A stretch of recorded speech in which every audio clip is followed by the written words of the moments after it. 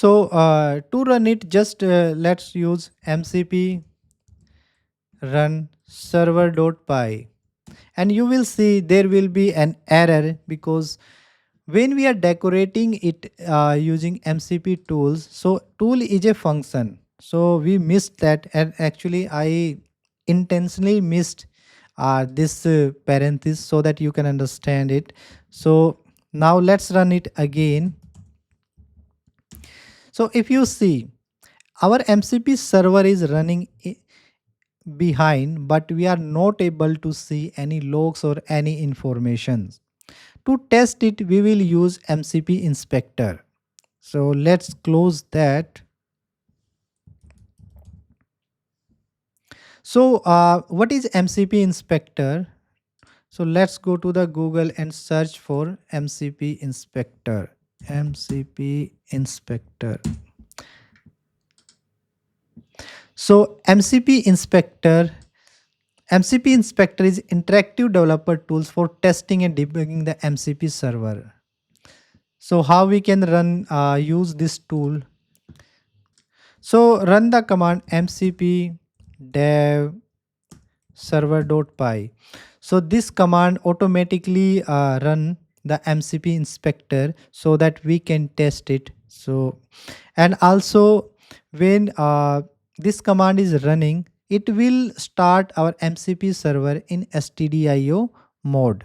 So if you can see starting MCP inspector, the inspector is listening on the local host.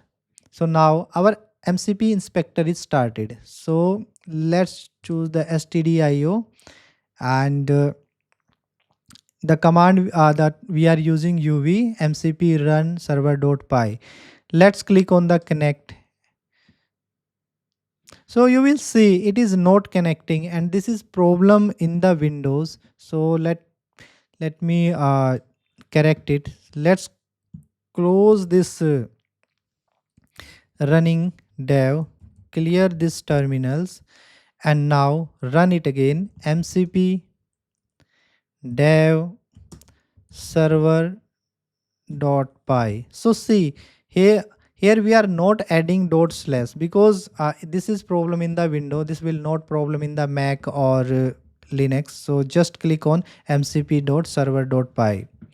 So again it will open the inspector, starting the inspector, and it will use automatically this session token.